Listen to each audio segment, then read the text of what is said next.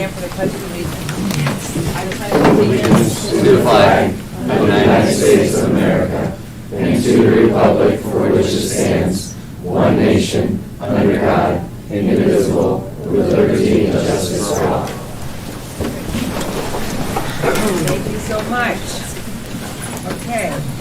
Approval of the agenda. So move. Seconded. All in favor, say aye. I would just point out Glenn Duffy is on the phone, and so just want to let everybody know that. Yeah, Glenn's on the phone. Let's have any comments and suggestions from any citizens in the room tonight. I think we'd have somebody out of a big crowd like this.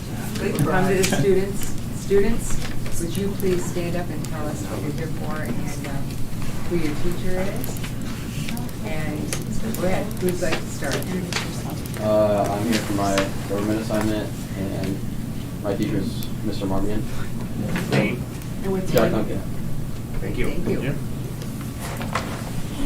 My name is Bridget Meyer, and I'm here for my government assignment, and my teacher is Mr. Marmion.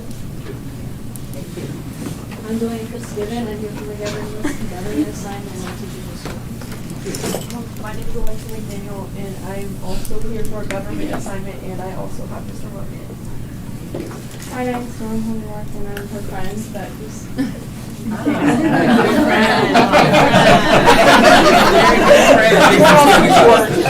Just the government kids have to stand.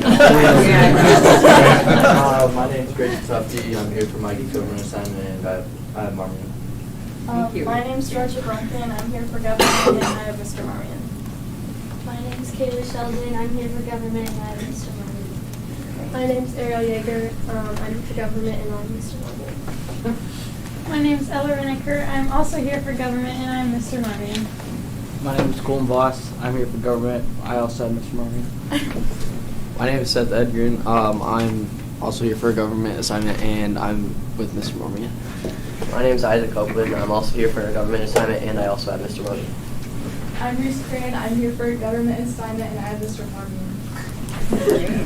I'm Joey Porter. I'm here for a government assignment. I also have Mr. Marmion. Mr. Marmion. This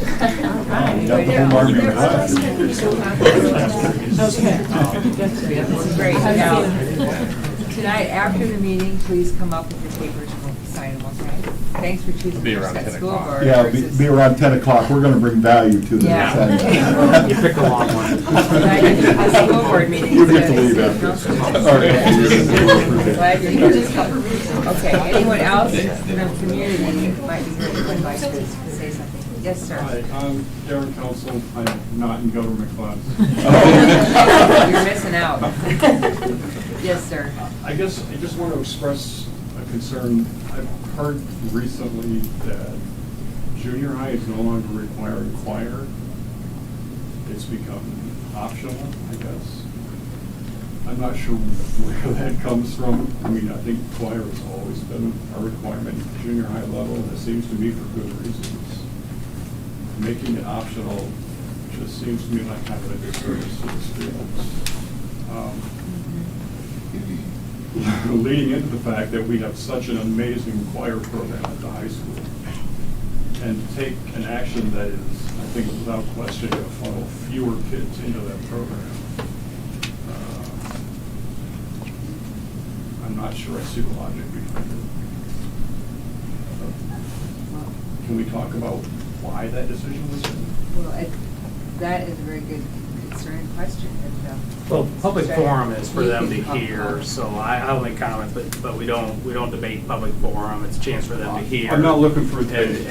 Well, but generally, no, we don't make comments for public forum. Board members don't, because A, they don't know what the topic is, so it's a chance to listen. But I will comment just briefly on the fact that when you look at the number of selections that we have now, you have a lot of conflicts when you require general music for 7th grade, when you now add in Spanish and other things that are taking, and so you're always looking at saying, how do you give the kids the maximum opportunity to select? And so it becomes hard.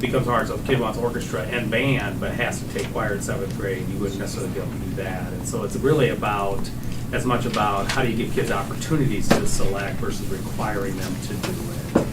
There's a number of factors, and I'm just giving you from my viewpoint. Is there a better forum to discuss Down. this? Give me a call. I would start with the junior high principal as the first place to start with a question like that. Absolutely. Thank you. Yes. Yep, you bet. Thanks for bringing that concern to us, and please reach out to the junior high principal.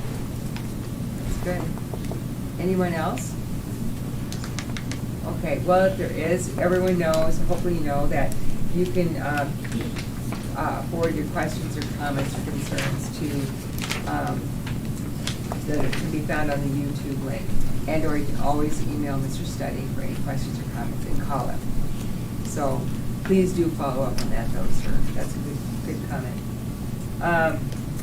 Okay, approval of consent agenda. So move. Seconded. All in favor, say aye. Aye. All opposed, same sign. Motion passes. At this time, let's move on to the public hearing.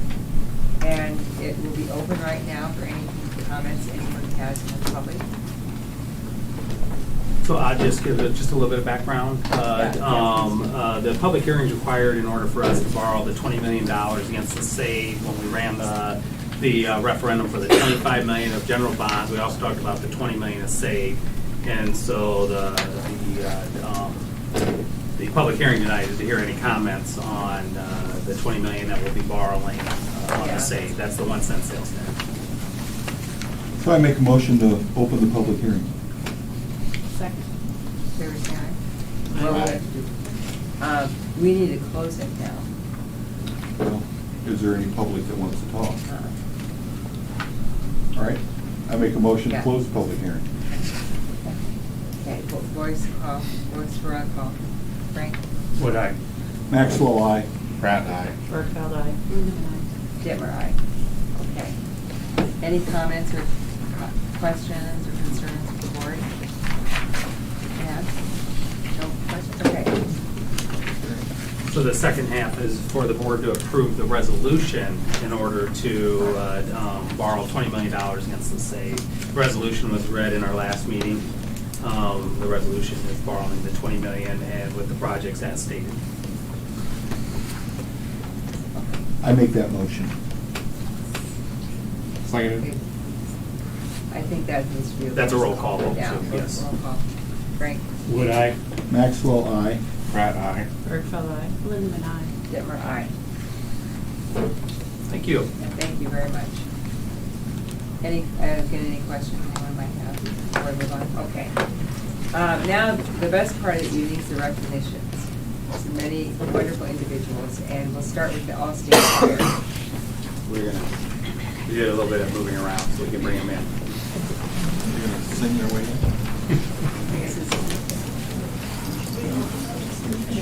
This is a big treat tonight to have them here to sing. All right.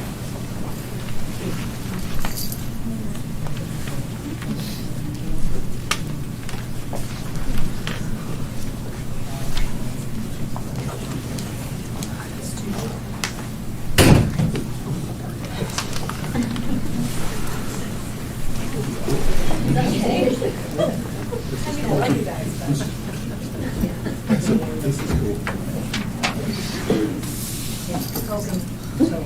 Good evening, everybody. I'm Lori Potts from the high school, and I'm thrilled and excited and humbled to be standing in front of such a wonderful group of talented students. So they all auditioned on October 22nd in Washington for All-State, and we had 28 students that auditioned that day, and 25 of them were accepted into the Iowa All-State chorus. That's a big deal. Is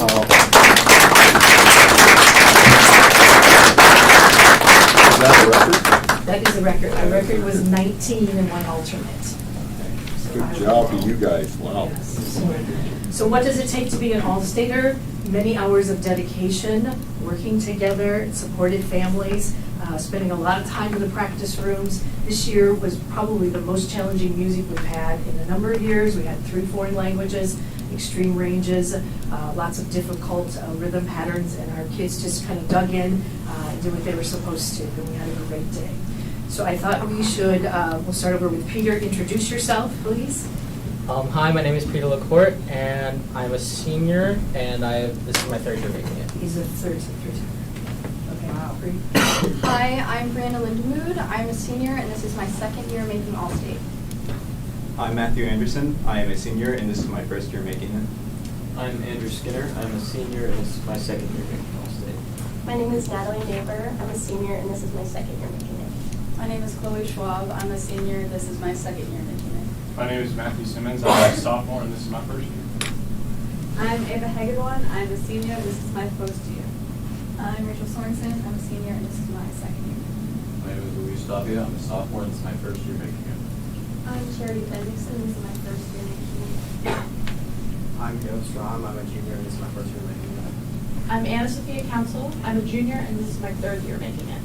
I'm Jesse Eller. I'm a sophomore, and this is my first time making it. I'm Tabitha Skiles. I'm a junior, and this is my first year making it. Lex Atkinson. I'm a senior, and this is my second time making it. My name is Ava Corey. I'm a senior, and this is my first time. My name is Thomas McCarthy. I'm a junior, and this is my first year making it. My name is Kate Jose. I'm a senior, and this is my second time. Great.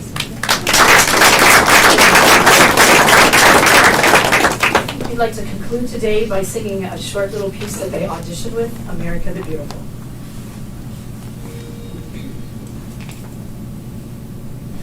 Oh, beautiful for spacious skies, for amber of gray, for purple mountain majesties, are all prophets in vain.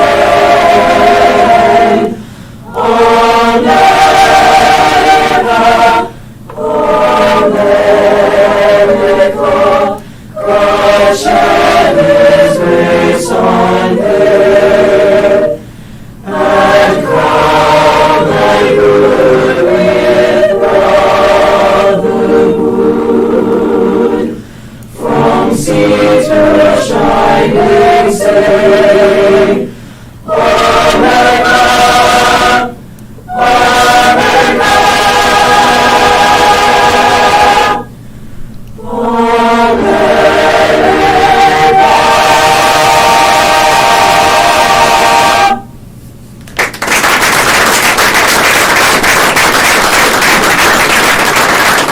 You can come back anytime.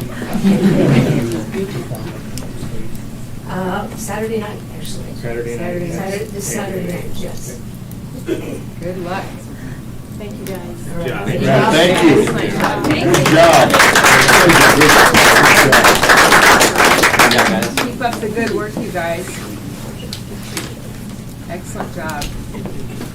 I'm so proud of you. We use them at Rotary. Sing that at Rotary. Doesn't sound here.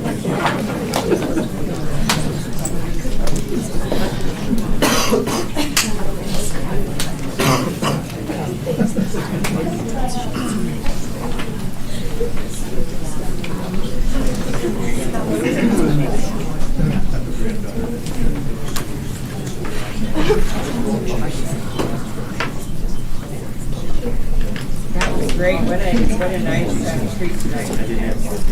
Okay, let's move on to another very important award to definitely us school board members, and that is the Lancer Pride Award. And we're going to recognize 3 folks, individuals this evening. Again, it's people that everybody works so hard at North Scott, but these 3 individuals have really shown some above and beyond of what they do on a daily basis. So we're wanting to bring them in and thank them specifically tonight. So if we could have Katie Burbridge come up. Vinnie Smith, I saw you sneak in the back, but Michael was not able to come, so I'll start with him. So Michael Koff, come on up, Vinnie. He goes above and beyond to make Ed White a welcoming, clean space for all. He helps take care of any issues as soon as he can. And he quickly becomes someone our staff can rely on. Michael goes out of his way to be part of our community. This has been shown through his effort to learn staff names along with what they do and where in the building they are located.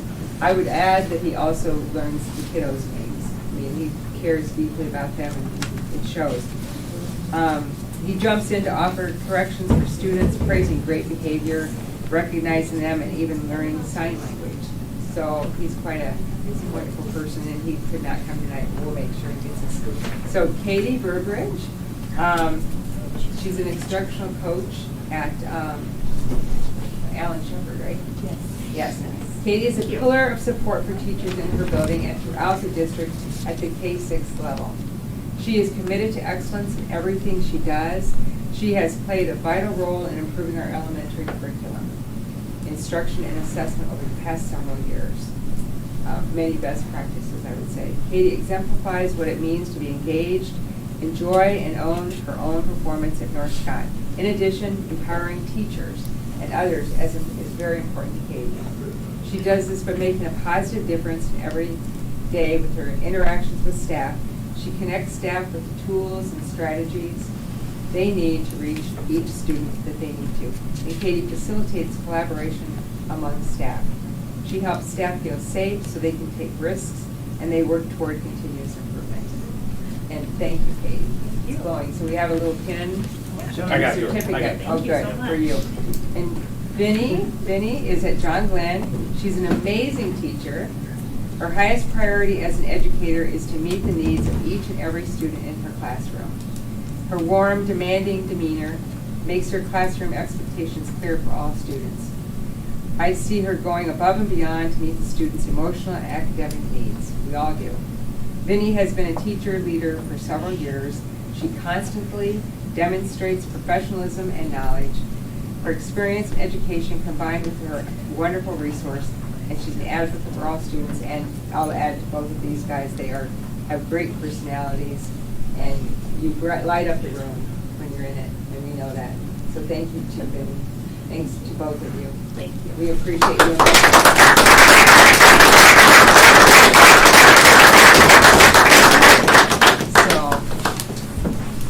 The best part, you don't have to stay. Part of your reward. Thank you, Vinny. Thank you, guys. Thank you. That's always a fun thing to do. Let's move on to all-state music auditions. Yeah, we have a lot of recognitions, obviously starting with the state choir. We also had all-state music auditions, band, Connor McMahon, percussion, first alternate. Year 2, orchestra, Madison Gustus, violin. Year 1, choir sopranos, Charity Benediction. Year 1, Tabitha Skiles. Year 1, Hazel Corey. Year 1, were those all that we just introduced? Yeah. Some of them. Then we're going to skip that. I thought that was that regular one. So next we'll go to the state qualifiers for golf. We had John Dobby, did I say right? Cross country, Caitlin Kanucky, Peyton Madison, and Nick Davis qualified. Swimming in the 200 freestyle relay, Leah Peyton was our athlete, also with Caitlin Quinn, Ellen Tooze, and Lindsay Dirk. And then swimming the 100 back, Leah also swam in the 100 back, so congratulations to them. Of course, the football team qualifying for the semifinals and playing in the Dome, and the volleyball team qualifying and making it to the semifinals in state volleyball too. And then the North Scott FFA chapter update, Ryan Squires, 9th grade, won the junior high individual division national agri-science fair in environmental services. There's a paragraph in there written about his project in winning our first ever national title. So congratulations to him.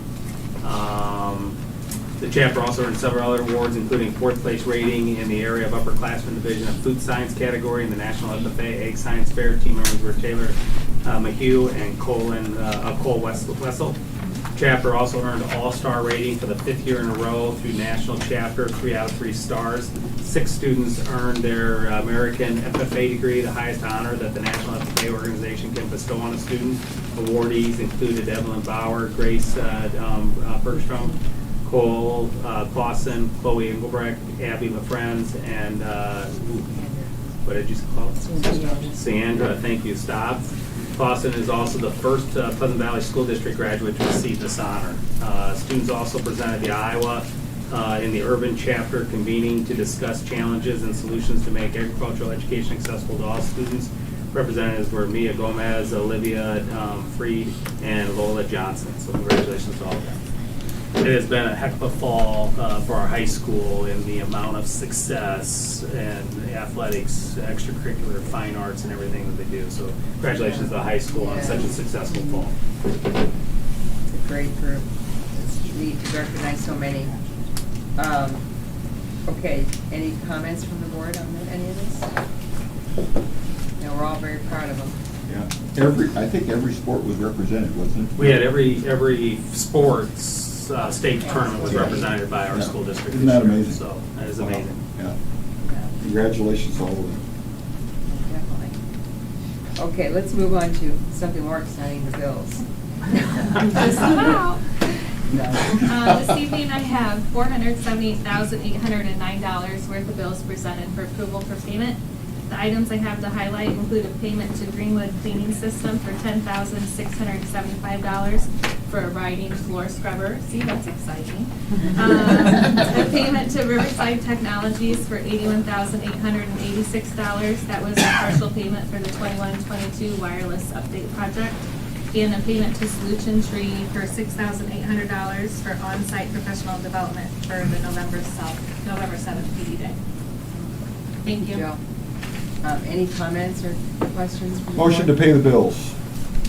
Second. All in favor, say aye. Aye. All opposed, same sign. Motion passes. Nobody did have any other questions? Comments? Okay. Now, let's move on to American Education Week. Yeah, so this week is American Education Week, and so we have a proclamation we do every year. This is the week that we celebrate as a district. The board recognizes all of our staff who make North Scott what it is. And so the proclamation reads, whereas public schools are the backbone of our democracy, providing young people with the tools they need to maintain our nation's precious values of freedom, stability, and equality. And whereas by equipping young Americans with both practical skills and broader intellectual abilities, schools give them hope for and access to a productive future. And whereas education employees, be they custodians or teachers, bus drivers or librarians, work tirelessly to serve our children and our communities with the care and professionalism. And whereas schools and schools are the community's linchpins, bringing together adults and children, educators and volunteers, business leaders and elected officials in a common enterprise. Now therefore it be resolved that we, the North Scott Community School District, do by here proclaim November 13th through the 19th, 2022 as our annual observance of the American Education Week. Great public schools, a basic right and our responsibility. Very nice. Thanks to everyone. Do you need a motion for that? Yes. I make a motion to approve the American Education Week proclamation. Second. All in favor, say aye. Aye. All opposed, same sign. Motion passes, and again, thank you very much. Well, let's move on to administration updates, and I know some administrators are not here tonight for a good reason. Yeah, Mock interview. they're doing mock interviewing tonight, so we appreciate them doing that, helping future educators get into the profession. Yeah, So. good. So Shane, can you give a little report? Yep. High school? Pretty exciting month. Tom Schimmer, of course, this was cheating a little bit because it was November 1st. Tom Schimmer, he's an author and grading expert. He has a book, Grading from Inside Out, came and presented to our staff, and it was a learning experience for all of our staff, and they got to choose kind of small groups this afternoon, which was kind of neat. Friday, bowling with our level 3 special needs students. It was kind of fun to see that, and I got a couple pictures up on there for that.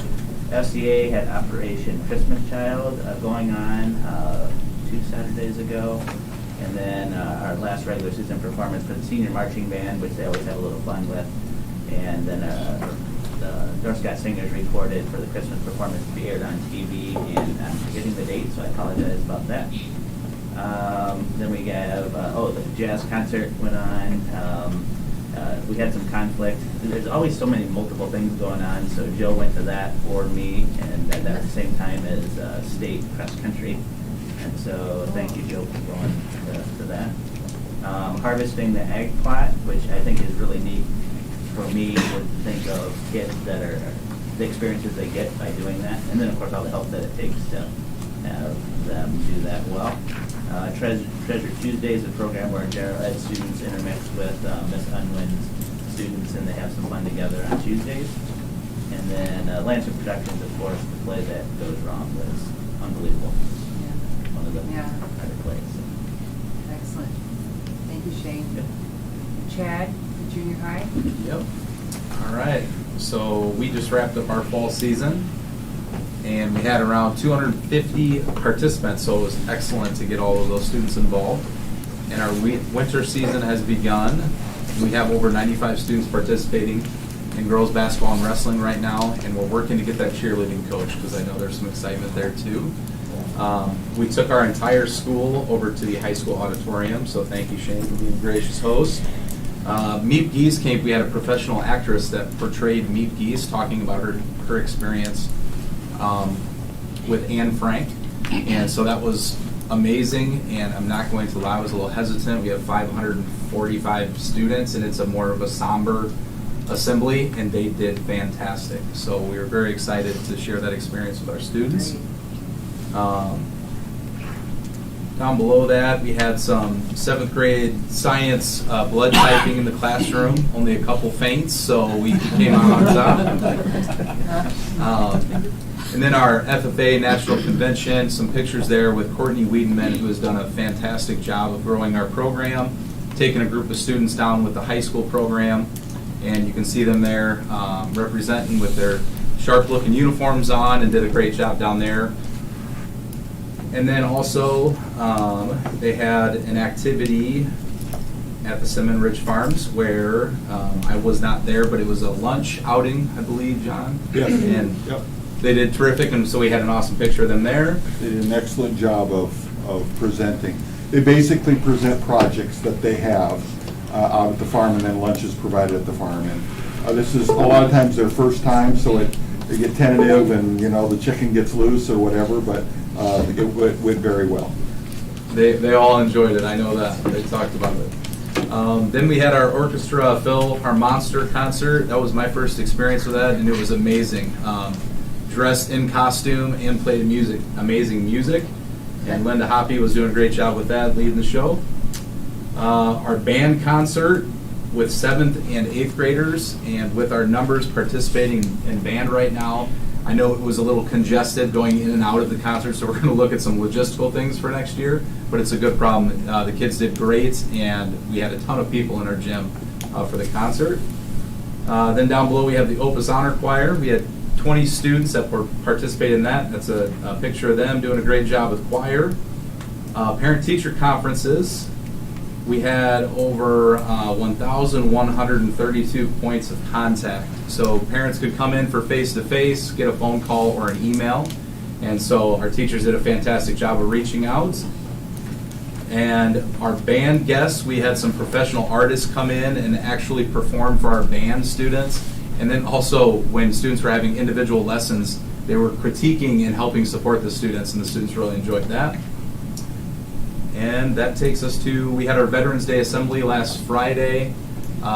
It was a great experience to see some of our community veterans come in.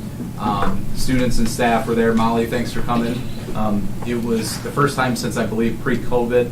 And so we were worried about the logistics, but everything went great. We had the choir perform, the band perform, and once again, the students' behavior in the assembly was awesome. So, all good things. Great.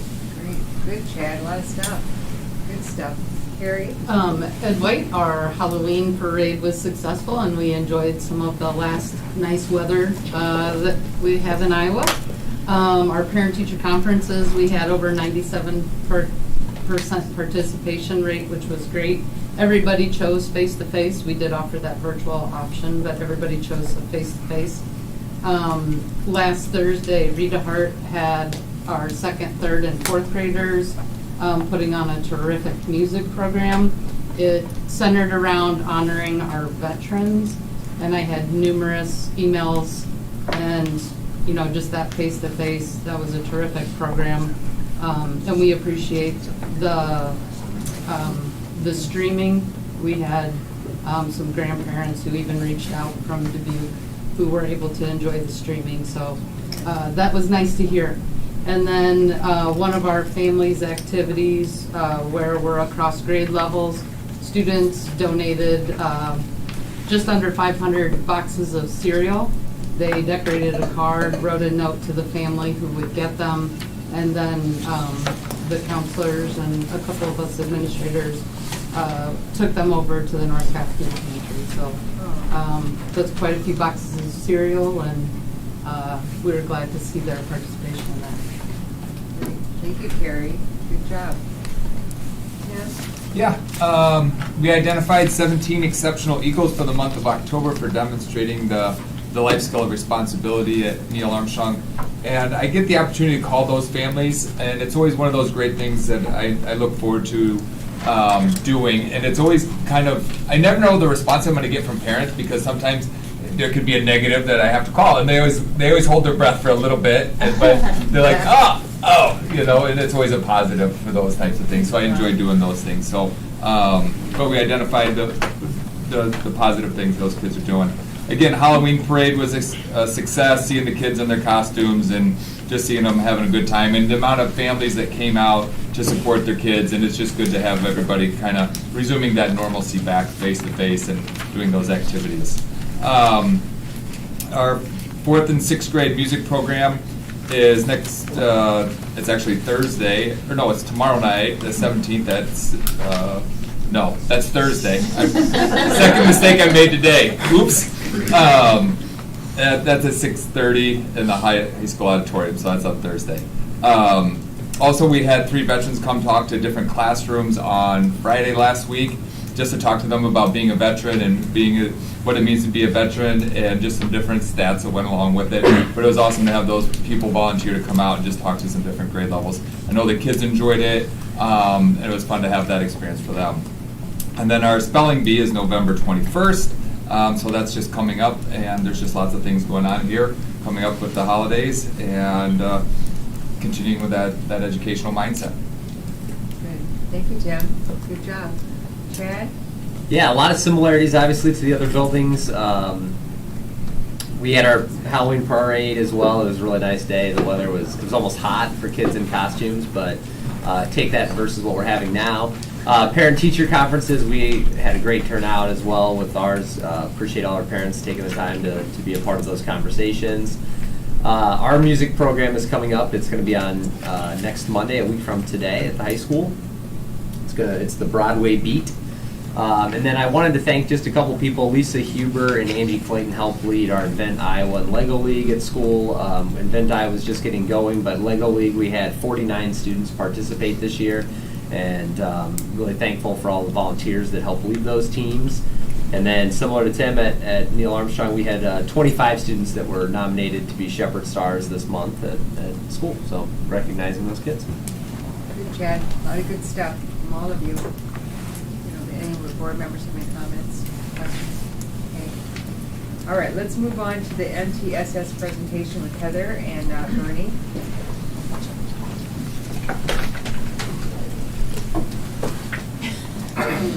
Sorry, I'm all plugged in. All right. So earlier this fall, we did the self-assessment of MTS implementation, which is referred to as the SAMI. So I'll talk about the SAMI and Bernie, and that's what we're talking about. So tonight we want to share. There we go. Thanks. We'll talk about the overview of the SAMI, why we chose to do it, the work of the SAMI, and then how we're going to move forward with that information. So the SAMI, all right. It's a self-assessment of MTSS, so we wanted to remind you of what that is. So that's a multiple tier system of support that we have in all of our buildings. It starts with tier 1, which is universal classroom instruction that all students get. Then supplemental instruction is tier 2 for those students that are still struggling a little bit. And then there's intensive, and that's tier 3 instruction for those kids that still need more. So this process was just to have all of our buildings have representation come together for 2 full days and go through a rubric with the support of AEA. So what we did is have our teams critically look at their current reality. So that we have where we're at now and where we need to go. So that was the purpose of that. And there were 7 components, 5 components. And then under each component, there's indicators, I believe. I know we're getting into those. So the way the SAMI process works is, obviously we want to reflect on our current practices, then we plan, then we take action, and then we observe and support our students and our staff where we're at and move forward from there. So as we said, the purpose of this was to get a baseline of where our current reality is. And these are the 5 components that we looked at. All of the infrastructure, assessment, universal instruction, and intervention system, we looked at reading, math, and social emotional behavioral health, all the indicators. Leadership didn't have those, of course. It just had the components of leadership. So why did we decide to engage in this work? As you know, our strategic plan drives the work we do at North Scott. One of our strategic directions is to continually improve our curriculum, instruction, and assessment. And an important part of that is the refinement of our MTSS systems. And so we've had conversations as an admin team, as a board and admin team about, what we're doing is pretty good, but we definitely have room to get better. And so knowing that the SAMI is a needs assessment that was going to help us establish our current reality, we felt like it was going to be a really good springboard for the work of MTSS refinement. So the work of the SAMI, what did we do those 2 full days in September? So it was a big ask of our building teams. We did have 2 8-hour days that we put in September, one at the beginning of the month and one at the end of the month. The community center graciously let us use their space because we didn't have a spot on campus that we could use while students were in session, so we worked out of there. And we had teams from all 7 buildings together, but primarily the buildings worked within their own building teams, but it was great to have access to other buildings during those conversations so that we could really get a pulse on where we were at as a district. In addition, there was time built in for gallery walks and sharing out so that we could all kind of figure out where we were at in our individual MTSS journeys within each building. But who made up the teams? We had the building administrators, counselors, instructional coaches, a math teacher, an ELA teacher, special education teachers, and interventionists. So team sizes ranged anywhere from, I think, 5 people to 11 people, depending on the size of the building. And we have to give a shout out to our AEA. We brought in 2 AEA administrators, Patrick Judkins and Tammy Askelin-Nagel. They helped facilitate the process of moving through the different components, but they also brought in note takers for every building. And what that allowed our teams to do is really engage in the conversations. There wasn't a person from our staff that had to worry about capturing the notes. Those note takers also helped facilitate and move along some of those conversations and ask some tough questions. So it was nice to have them there. So this is an example of what one of the rubrics looked like. As Heather mentioned earlier, 4 of the components up there had us assess each indicator for reading, for mathematics, and social emotional behavior health. And what you'll see is the building teams had to give themselves a rating for each one of those rows. And the highest rating that you could get in any row was a 3. The lowest would be a 0. To score at a 1, to score at a 2, you have to have all of the components within the 2 column and what you have in the 1. It didn't serve as an evaluation of anybody's MTSS systems. It was strictly a needs assessment so that we knew what our baseline was and we knew where we needed to support building teams or just support MTSS implementation throughout the district.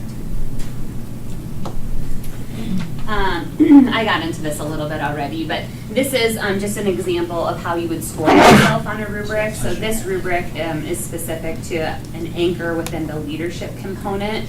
So to give yourself a 3, you would have to have all of the components within the 1, the 2, and the 3.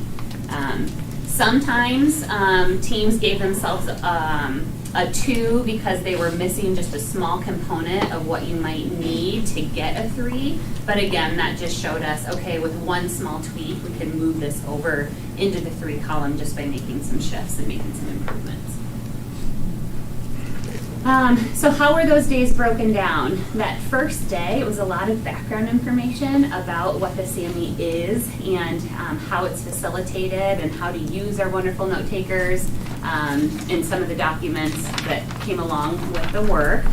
We did focus on universal instruction, which is the instruction that students receive in the general education classroom. That was on day 1. That one took a long time to get through. Once you go through the process, you kind of get a hang of it, but going through with universal instruction, it was a really big, meaty indicator, but just getting a hang of the process took some time. And then we also moved into assessment and data-based decision-making. On day 2, at the end of the month, we worked through 3 of the components. Leadership moves a little bit quicker because you don't look at math, reading, and social emotional behavior health. So that's why we had 3 on day 2. And then we also had quite a bit of time on that second day for some action planning at the building level.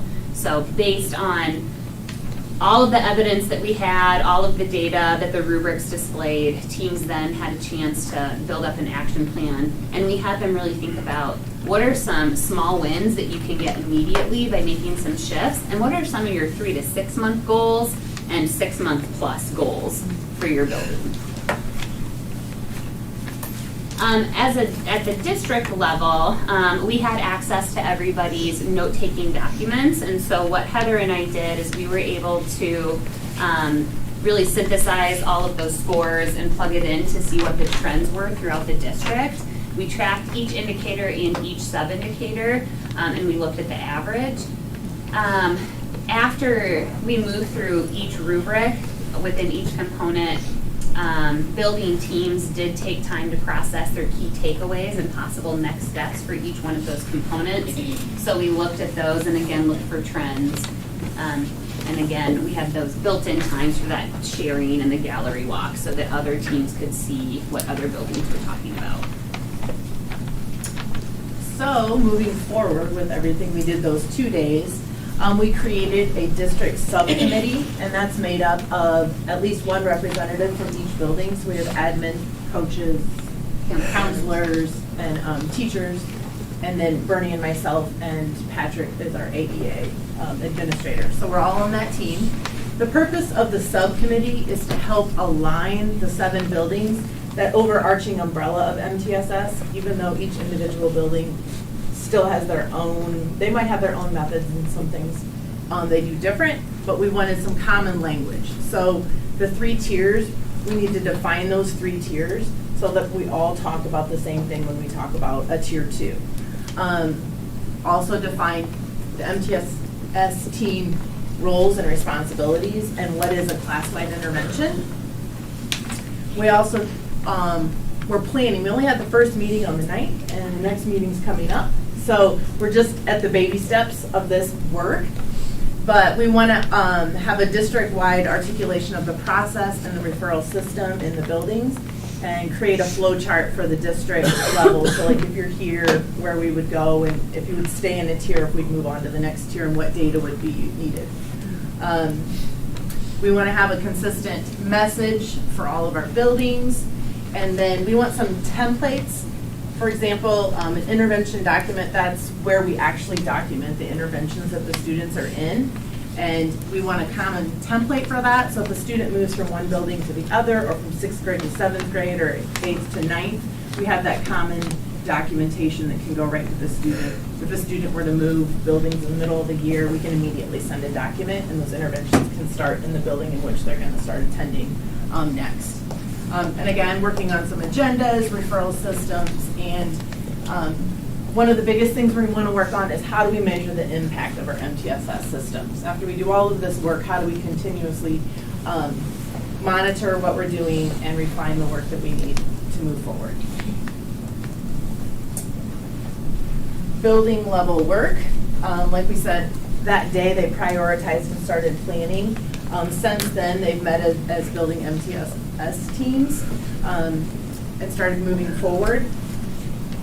They used the information from those note catchers that the AEA had, and then they will be implementing the work of the subcommittees. So we have that alignment in all 7 buildings.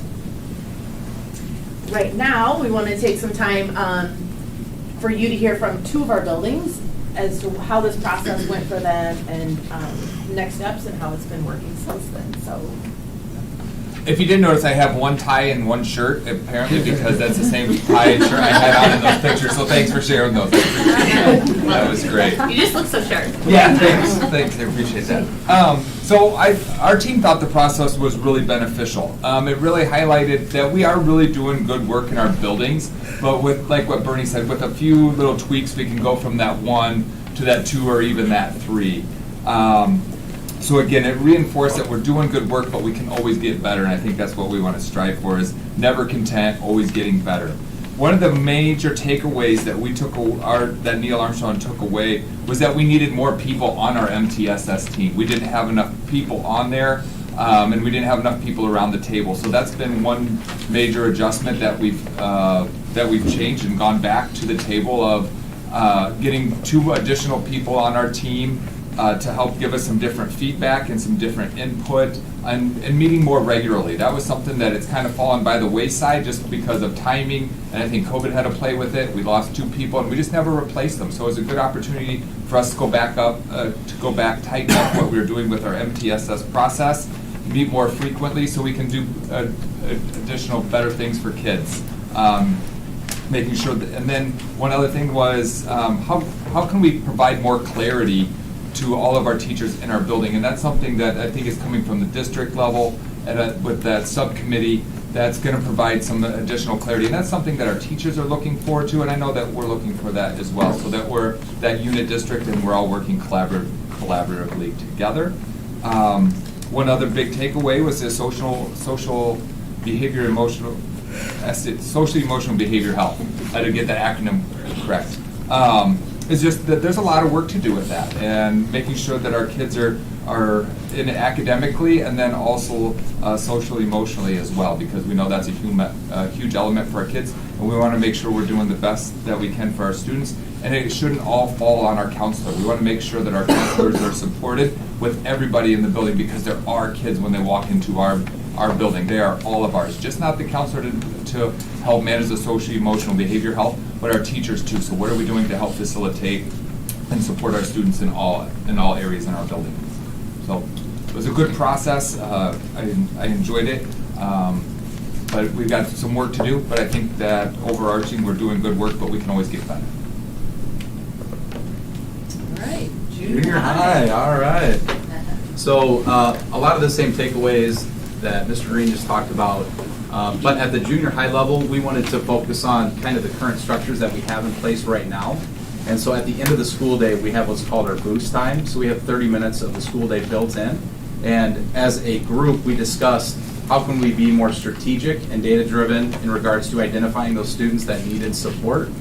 So what we committed to was in our PLCs, our teachers would identify the students that are struggling to attain proficiency towards a standard, and then grouping those students with the content teacher.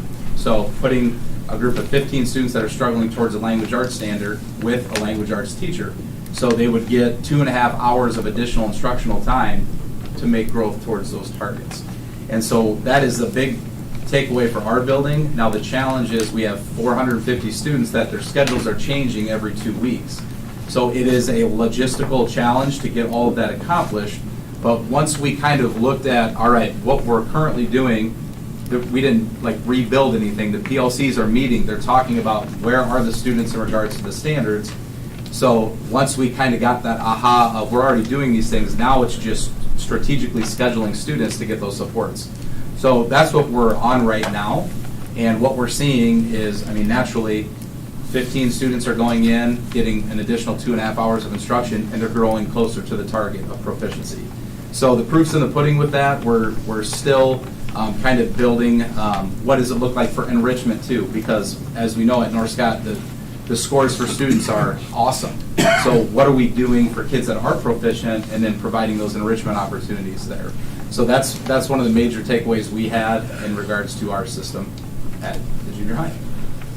Thank you.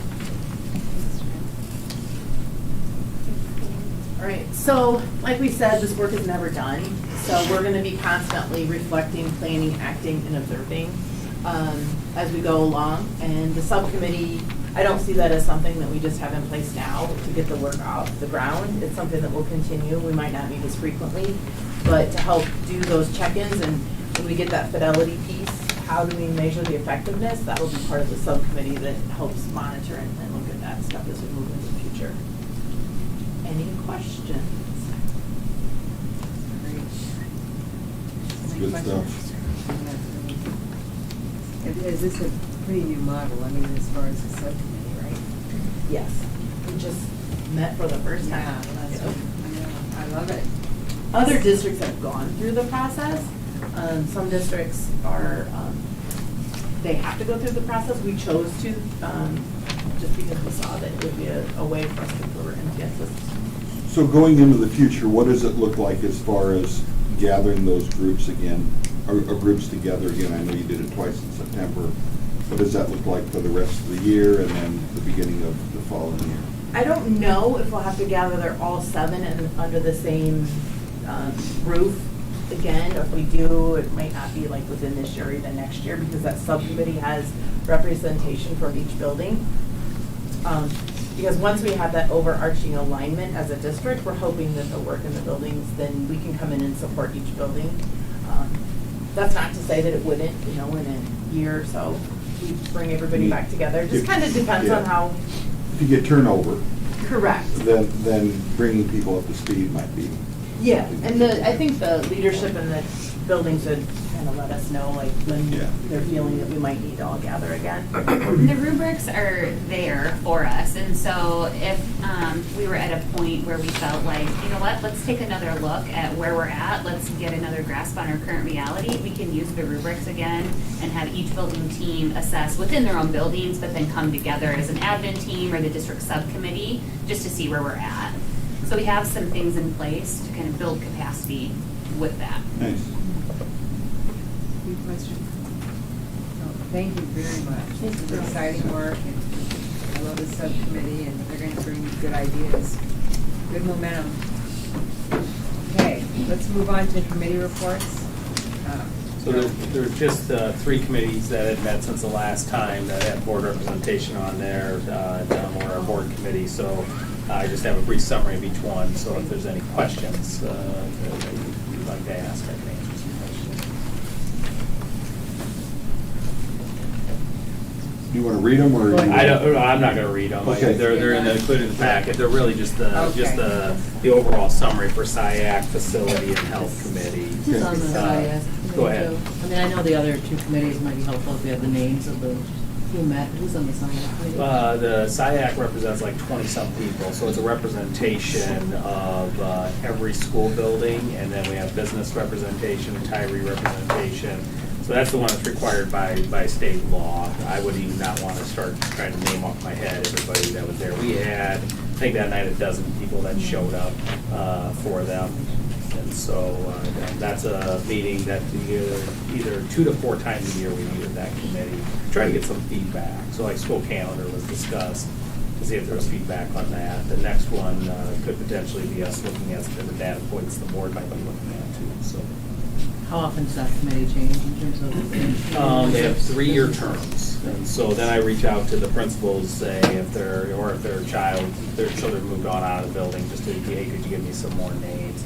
There's districts do it all different. Some neighboring districts they just have it as an open meeting, and whoever shows up. But I'd be afraid that nobody would show up. You know, it's better if you invite, you know, who's coming in the RSVP, and then we try to represent the entire district too. Any questions for any of these committees tonight, the facility or health?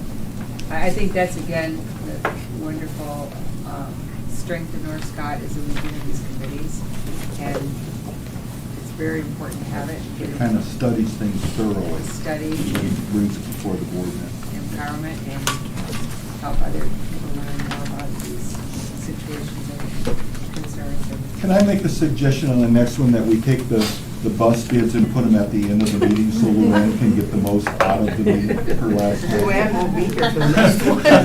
No, the most out of this meeting. Well, we're not done yet. Go ahead, Joey.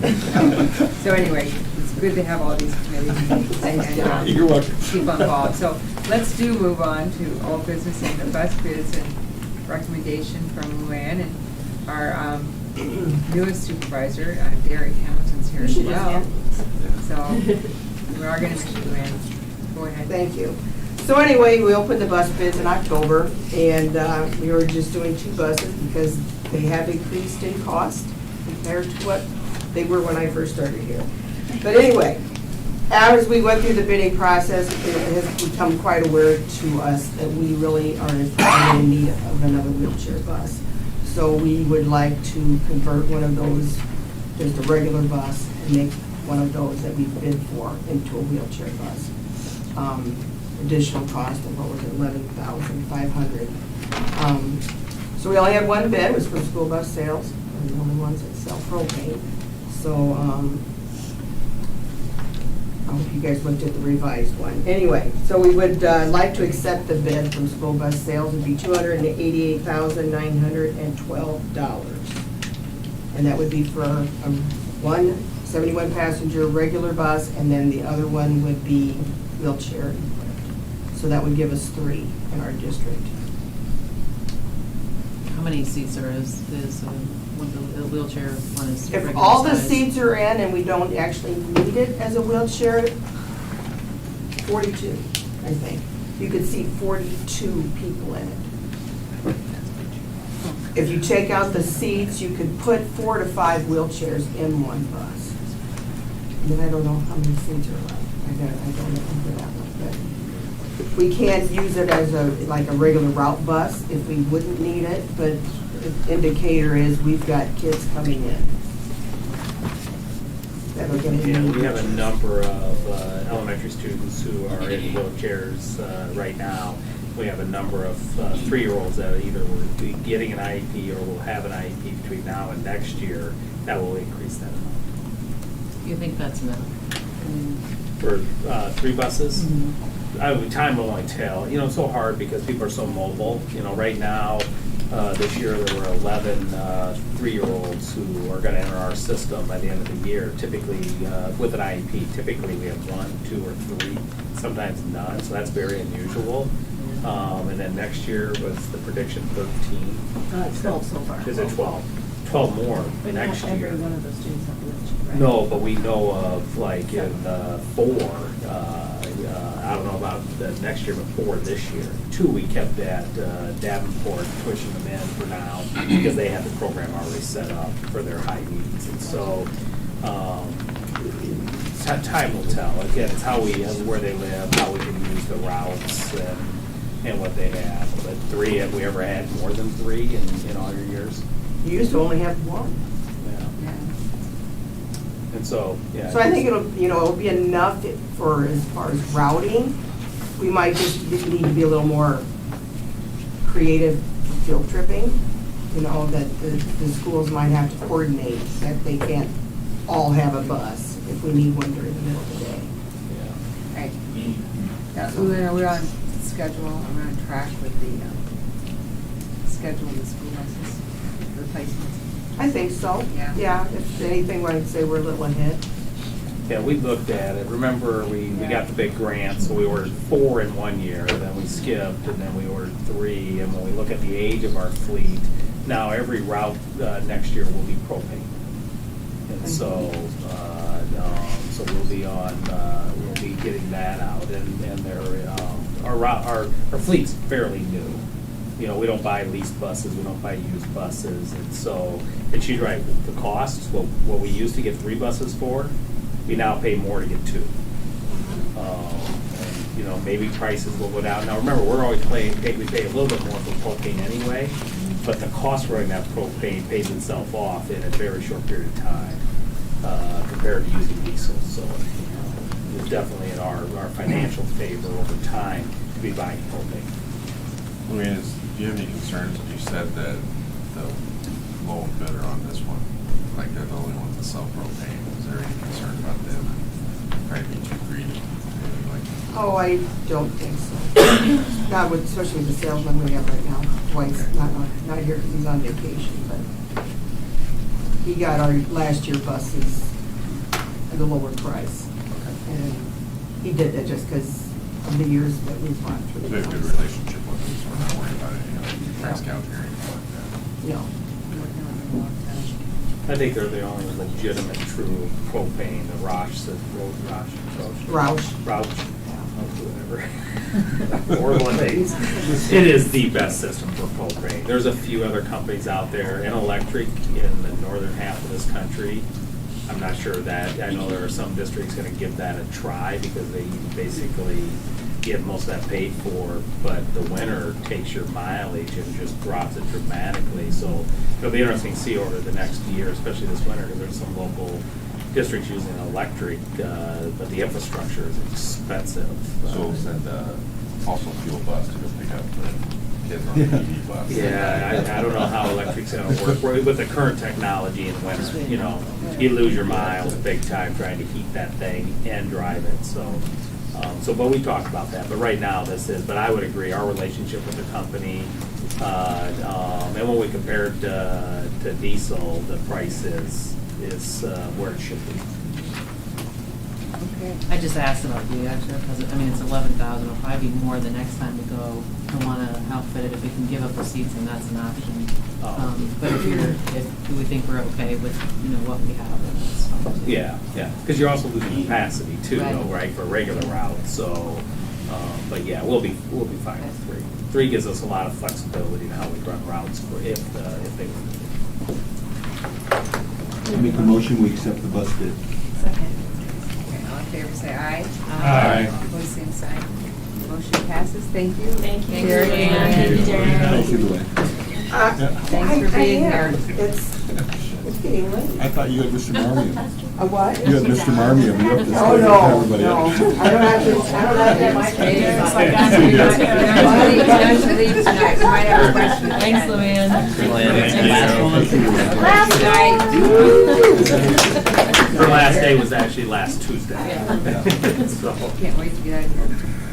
Okay, let's move on to policy committee recommendations. So these Joe? were the second reading. I went through them all last time, and Trina will go ahead and the actual policies to link to this agenda when we're done.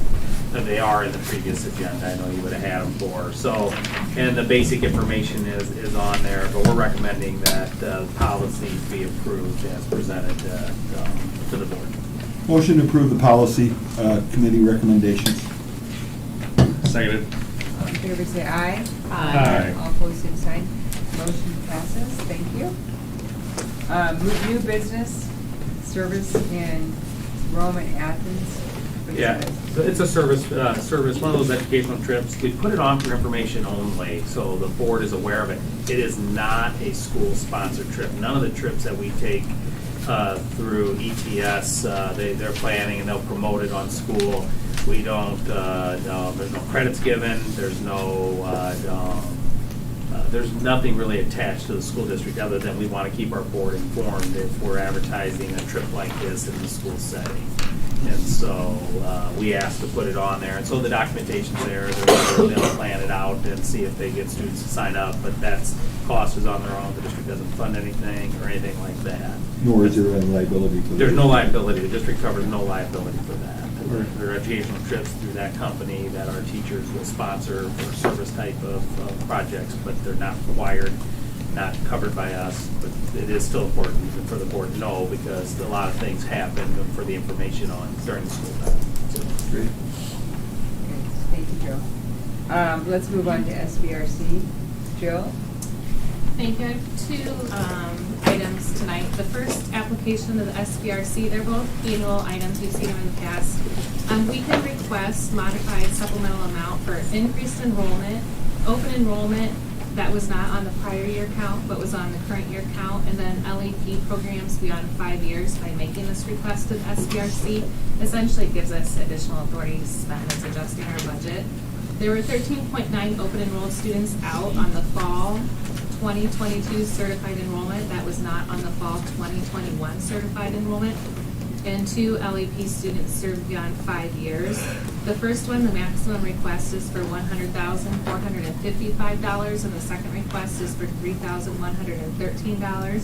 So for my first SBRC application this evening, I'm asking for board approval to request the maximum amount of $103,568. Any questions for you?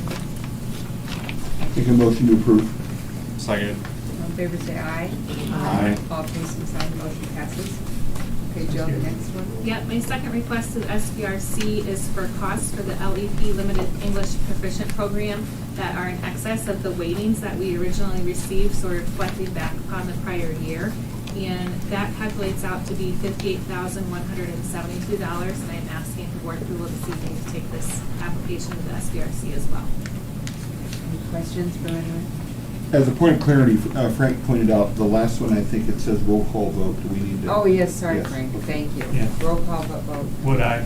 Maxwell, aye. Pratt, aye. Burkeville, aye. Linda and I. Deborah, aye. Thank you, Frank. Okay. And now I make a motion to This accept one. the second one. Yeah, this one will be another roll call. Yes. Seconded. Okay. Would I? Maxwell, aye. Pratt, aye. Burkeville, aye. Linda and I. Deborah, aye. Okay. And, next one, Jill. That was my last one. You know, I would just Oh. add though, for the open enrolled in students that are coming in, the big amount that we're talking about, other districts will actually be making the same request, and then they'll be using that money to pay us when we bill them out, in case you're curious about that. Oh. But that was all I had then. Thank you, Jill. Yep. Okay, thank you. Fine. Okay. Thanks so much. Let's move on to the student-built homes, and we have Mr. Simmons here. James, Whoa. James to becoming a regular. Like it or not. describe a little bit of the Yes. ABC supply. So, oh Lord, I should be more prepared to cut me. Send me emails. James, So I have your we- shared document up. Do you want your shared document? Or you good? I think I can remember this. Okay. You can correct me if I'm wrong. So on this, this is, if you guys remember, we're separating out labor and materials. This is all of the siding material for the home. And they weren't able to give us a specific discount. What they did is they went line by line, and essentially they upgraded us to some better material in the gables.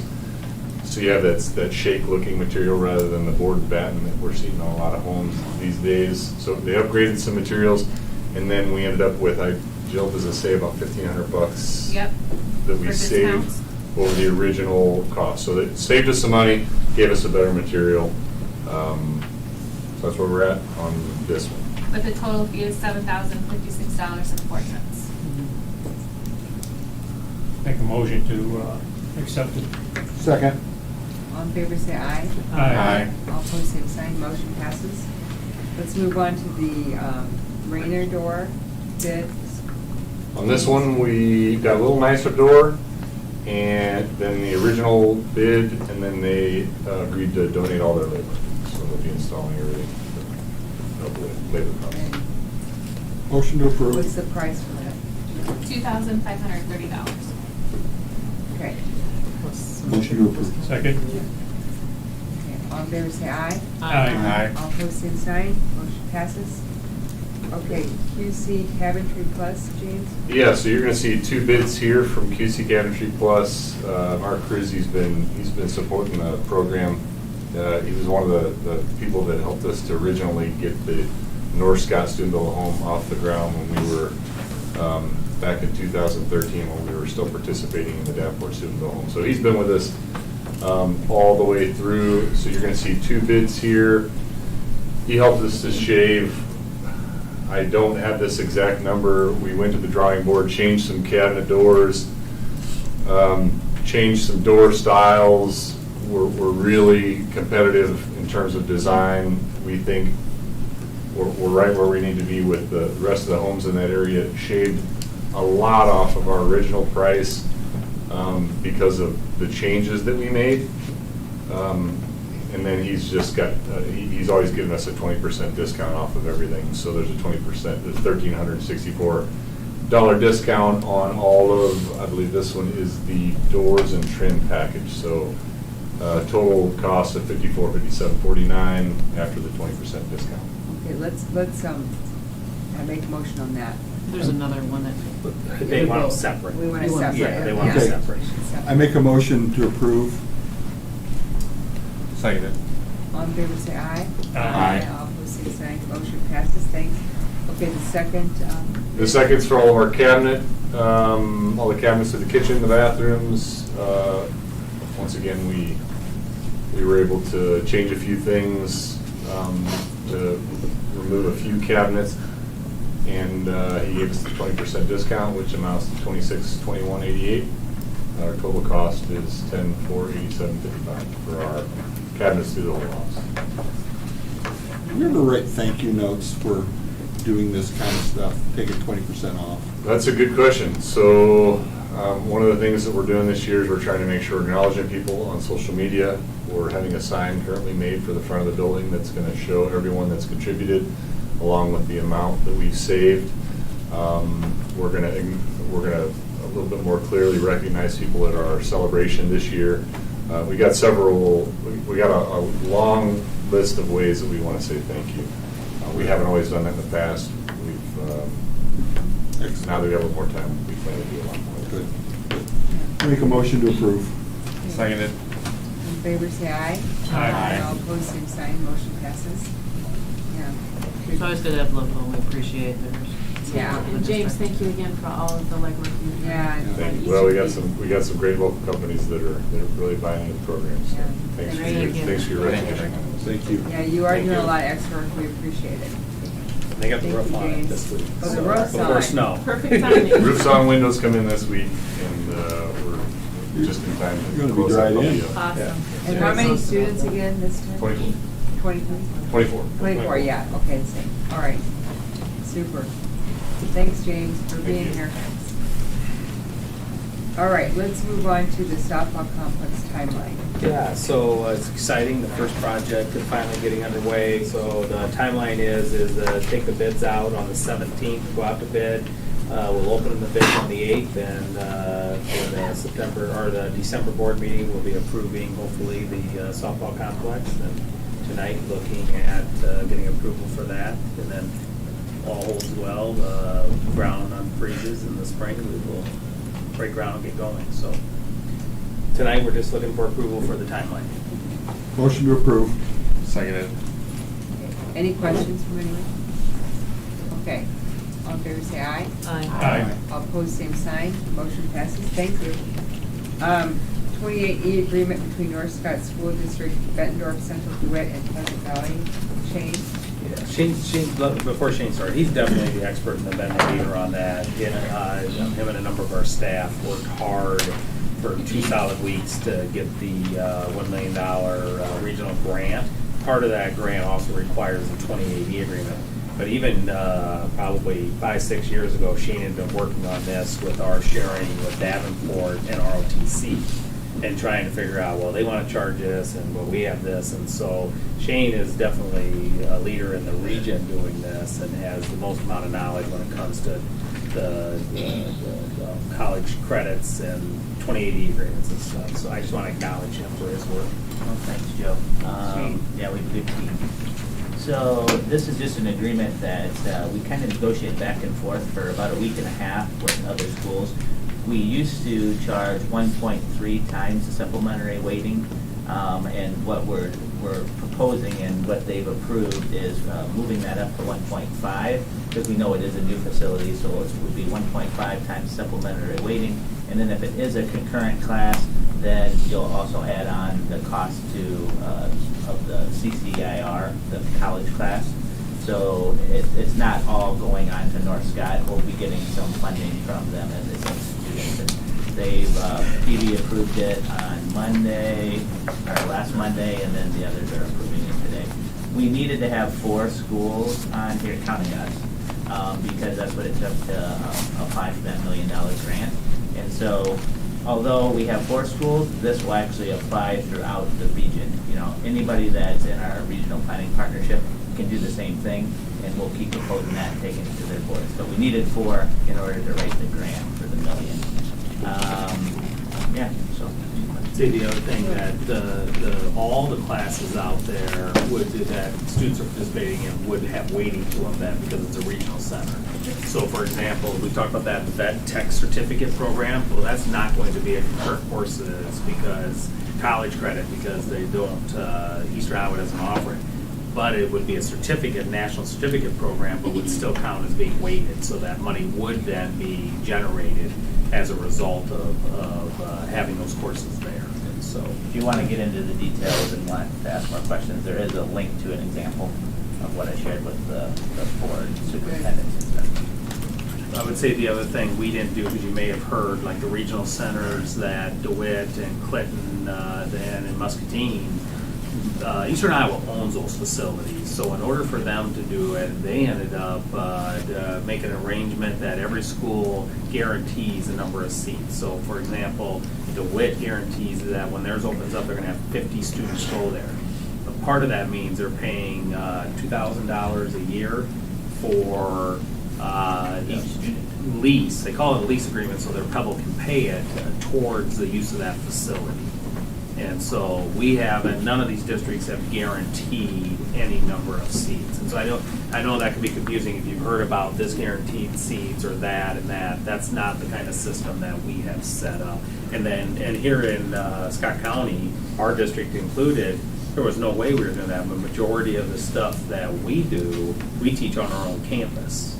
Pleasant Valley does, Davenport, and Bendorf. So that model for us really never worked for that. So just wanted to make sure you knew there were 2 models happening within Eastern Iowa Community College. And we worked really hard not to cost ourselves out. You know, like for example, when Davenport used to charge us differently for like ROTC, I wasn't willing to send kids because it wasn't cost effective. And so we wanted to make sure that it wasn't a detriment to those, those schools, and it reciprocates back for us. So like when we send kids to automotive now, we'll have the same agreement, those sorts of things. Thank you, Shane. Thank you so much, Shane. Any questions? Motion to approve. Questions? Okay. Second. All in favor, say aye. Aye. All opposed, same sign. Motion passes. Thanks again, Shane. Good job. All right, superintendent's report. So the enrollment summary is in there. The next meeting is our annual organization meeting, and that will be at Allen Shepherd. I think every year we end up at Allen Shepherd for that one. So just be ready for that. And just a reminder, December only has 1 board meeting, and it's the 3rd. I know sometimes our calendars, we set them to be every other, or the second Tuesday, second Thursday. I know I have to check because I'll have December still as 2 board meetings, and I have to physically change it on my calendar. It's the third Monday. What did I say the wrong thing? I'm sorry. Yeah, the 3rd Monday. So the 3rd Monday. So just remember that. If you set your calendar up to be 2nd and 4th, it's the 3rd just for December. So 1 board meeting in December. The Y ribbon cutting, I sent you guys the flyer for that. That is going to be Friday, December 2nd at 5:30. Hopefully all of you can make it if you're able to. That would be great. Ed White had a water main break this afternoon after school got out. Hopefully they're digging it up right now. I'll be tracking that. Scott will be there tracking it, see what that will mean. If they can get the water back on tomorrow morning, obviously we could have school. If we couldn't be guaranteed to have water for the start of school or guaranteed when water would come on, there's a chance that White as its own building would not have school, potentially. And so hopefully we get that taken care of. Last time it happened, I think it was at midnight, they got it repaired. But a lot of water was flowing after school for that. The board convention Wednesday, Thursday, so we have a majority of our board going, and I appreciate that. Going to the board, looking forward to that convention. The last thing I would talk about, and I really debated hard, we have, I know many of you got emails about a threat type of situation that happened at Virgil Grissom. And whenever any type of threat comes out, the administrators take it seriously, right? We investigate it and do that, and we do everything we can to know. And then when you go through that process, they have to determine, well, is this legitimate? Did somebody just get angry and say something without thinking? Is it, and so they have to take it serious and determine whether it's a legitimate threat or not. And so that process looks differently in all buildings, in all situations. So there is no exactly this is what happens.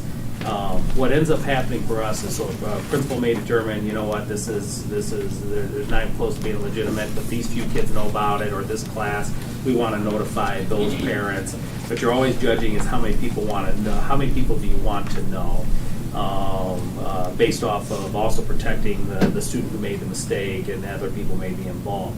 What we don't ever get in control is a rumor mill that starts as a result of something, right? And so people will get fired up because they will add things to it, all the typical stuff, hit lists and things that may or may not exist, and more than likely a lot of times don't exist. And so from a perception standpoint, if you hear something, you think one thing might have happened when it really didn't happen that way. And so we made a determination, and we're always debating on the need to know versus protecting everybody involved, and all those things you take in consideration. When police get involved, when don't they get involved, there's so much. It's not a black and white. There's no exact policy, exact to know. What ends up happening though is people get themselves worked up over false information potentially, and then they feel like, well, we need to know because our kids would be safe potentially in their minds, and it might be as far from that as can. So we look at every situation, we learn from every situation, and then we still have to make those decisions. Hindsight's always 20/20. You say, well, we could have, if we'd done this, maybe then there'd be less people who would have got upset. But then maybe because you're only got 178 kids in a building, then everybody exactly knows who that is, versus an Ed White that has 530 kids in that building. And so it's really, really hard. And because we have to be private about a lot of information, I don't even get to counter the rumor mill, right? I don't get to come out with all the information we necessarily know. And so sometimes we come out looking not as well for some people as we like to look, because we can't provide it. I just thought it was important, for people watching and for the board to know, is communication is always hard. We're never perfect in communication. One is we take every threat serious and we go through a process in order to try to figure out whether it's legit. And many times our SR officers involved, many times they're not. What ends up happening a lot of times though is a rumor mill makes it feel like there's something bigger going on that generally has not been going on. But every time we think that there is a threat, we take it serious. And so I just want to make sure the board knew that and anybody listening knew that. But that's all. I'm glad you talked about that. Thanks, Joe, for bringing that to our attention. Any board comments or correspondence? I have a couple things. Right. First of all, I had an opportunity to go see the jazz concert a couple of weeks ago, and it was just outstanding. And we talk about the character and the amount of talent that we have in our school. And it was exciting to see some of these kids be showcased on the stage with professional players and vocalists, and they didn't skip a beat. I mean, it was really outstanding. I thought it was well attended. The play was fantastic, very, very, very funny. I did have a citizen's concern about an issue, brought it to my attention. I did talk to Joni and Joe. It was about board policy, and I appreciate getting the information back, and I do look forward to sitting down with this group and talking about that situation in the near future. And I did have an opportunity. I went to the PD. I think Bernie sent out an invitation to all the board members, and I took her up on it. I think I surprised her, but I was there, and I had really enjoyed sitting next to Chad and Stephanie when we started talking about standard-based grading, because I got to pick their brain a little bit, and I said, all right, so what are you going to do about it, and what do you think about this, what do you think about that? And I thought Tom, it was Tom, isn't it? Yep. Did an outstanding job. I was a naysayer when they first started coming out with standard-based grading. I guess I'm old school. And he brought a lot of things to light as to what you can have. And he talked about, he gave an example of two schools that said they had standard-based grading. One was a 0, 1, 2, 3, 4, but it really wasn't standard-based grading. They were still, and then another one had an A, B, C, D, and they talked about, well, you have an A if you met all the standards and you exceeded it and did it on the standard-based grading part of it. So I thought that was very, very good and very enlightening. So I hope, and I didn't stick around for the mini sessions, I did leave, I'm retired, so I hope it, was really good for our secondary schools to go to, and staff to go through it, and I thought it was also interesting that we had Comanche DeWitt and TV also. Bettendorf, yep. And Bettendorf was there. So many schools were taking a look, and we were in the lead on that, so I thought it was very good, and another feather in our cap, and thanks Bernie for setting that thing up. Good, thank you. Good comments, Frank. Glad you presented those to us. Glenn has any comments? Glenn, you're gonna soldier? They're still on. I'm sure Oh, it's that's needed on he's his. fine, okay. I would agree with Frank. The high school play, I think, was the funniest high school play I've ever seen in my entire career. It was Very good. amazing, phenomenal.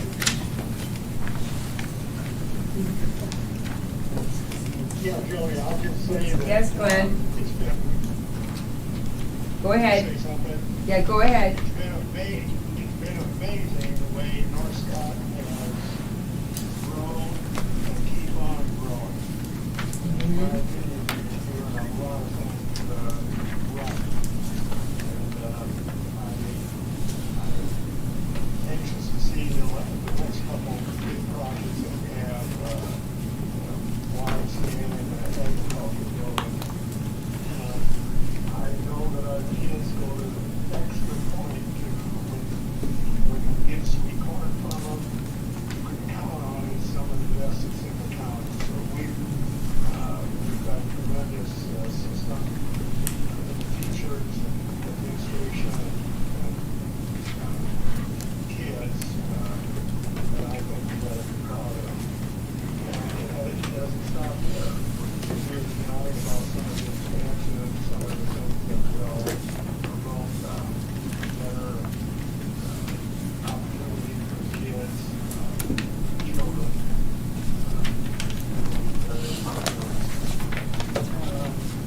I'm gonna, and I do spend time looking around at projects, but I'm gonna have to go look at it again. I'm not able to participate as much as I would like, but I'm very pleased that you invited me here tonight, and I am watching what you're doing, so congratulations. Thanks. I need that. Thanks, Glenn. Thank you, Glenn. Those are good comments. We miss you. Okay, be careful though. Got one other thing I forgot. My neighbor is moving, which is fine because all his kids are out of the house. And he did sell it to a couple from Bettendorf that basically told him they wanted out of the Bettendorf schools to come to North Scott. And I think they got 2 elementary kids, so they'll be going to Dwight, I believe. I don't know what grade levels. Great. So, Don't scare them away, Frank. Good job. Good, thanks for that. That's a good job. Okay, any other comments from anyone? All right, let's move on to our last Motion motion. adjourned. Second. All in favor, say aye. Aye. All opposed, same sign. Motion passes.